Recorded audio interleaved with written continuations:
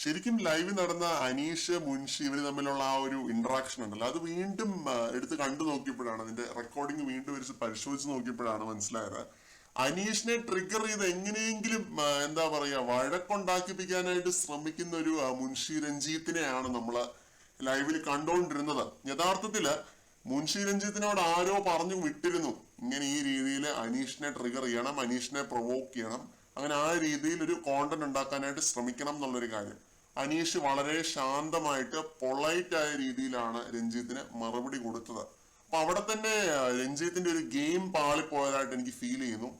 വെറുതെ പ്രൊവോക്ക് ചെയ്ത് ടാർഗറ്റ് ചെയ്ത് വന്ന് പ്രൊവോക്ക് ചെയ്യുന്ന പോലെയാണ് തോന്നിയത് കേട്ടോ. എന്ന് വെച്ചാൽ ഒരാവശ്യവും ഇല്ലാതെ അനീഷിനോട് നീ സ്വാർത്ഥനാണ്, നീ ഇവിടെ മറ്റുള്ളവരുടെ ജീവിതം വെച്ച് കളിക്കുന്നു, അങ്ങനെയുള്ള കാര്യങ്ങളൊക്കെ അത് എവിടുന്ന് വന്നതാണ്, ഏത് ക്യാപ്സ്യൂളിൽ നിന്ന് വന്നതാണെന്നുള്ളത് നമുക്ക് കൃത്യമായിട്ട് അറിയാം. അപ്പൊ അങ്ങനെയൊക്കെ ഓരോ കാര്യങ്ങൾ പറഞ്ഞ് വെറുതെ അനീഷിനെ ഇൻസ്റ്റിൽ ചെയ്യാനായിട്ട് ശ്രമിക്കുകയും അനീഷ് അതിലൊന്നും വീഴാതിരിക്കുകയും ചെയ്തു എന്നുള്ളതാണ് അനീഷിന്റെ വിജയം. വളരെ പൊളൈറ്റ് ആയിട്ട് നിന്നാണ് മറുപടി കൊടുത്തത്. പിന്നെ മുൻഷി ഈ ഒരു കാര്യം പറഞ്ഞ് ട്രിഗർ ചെയ്യുന്നുണ്ട്, പുറത്തിറങ്ങിയിട്ട് 100 ദിവസം കഴിഞ്ഞിട്ട് ഞാൻ ഇതിനൊക്കെ മറുപടി പറയാം, ഞാൻ കൊച്ചിയിലുണ്ടാവും, അനീഷ് തൃശ്ശൂരാണ്, അടുത്തടുത്താണ്, നമുക്ക് അത് കഴിഞ്ഞ് കാണാം.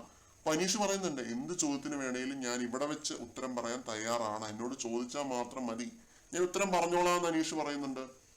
പിന്നെ അനീഷിനെ പ്രൊവോക്ക് ചെയ്യാൻ മുൻഷി രഞ്ജിത്ത് എടുക്കുന്ന ഒരു വജ്രായുധം എന്ന് പറഞ്ഞാൽ ജീവിക്കുന്നു എന്നുള്ള ആ ഒരു സംഭവമാണ്.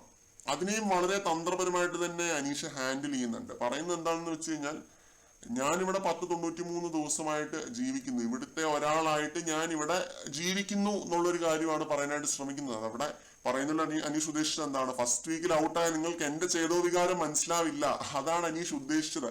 പിന്നെ എന്നെ എത്ര പ്രൊവോക്ക് ചെയ്യാൻ നോക്കിയാലും പ്രായത്തെ ബഹുമാനിക്കാത്ത രീതിയിൽ അല്ലെങ്കിൽ മോശമായ രീതിയിൽ ഞാൻ ഒന്നും പറയില്ല സാറേ എന്നുള്ള ആ ഒരു സംഭവം കൂടിയാണ് അനീഷ് ഇട്ട് കൊടുത്തത്. എനിക്ക് വളരെയധികം ഇഷ്ടപ്പെട്ടു അനീഷിന്റെ ഓരോ മറുപടിയും, അത് ഗംഭീരമായിരുന്നു.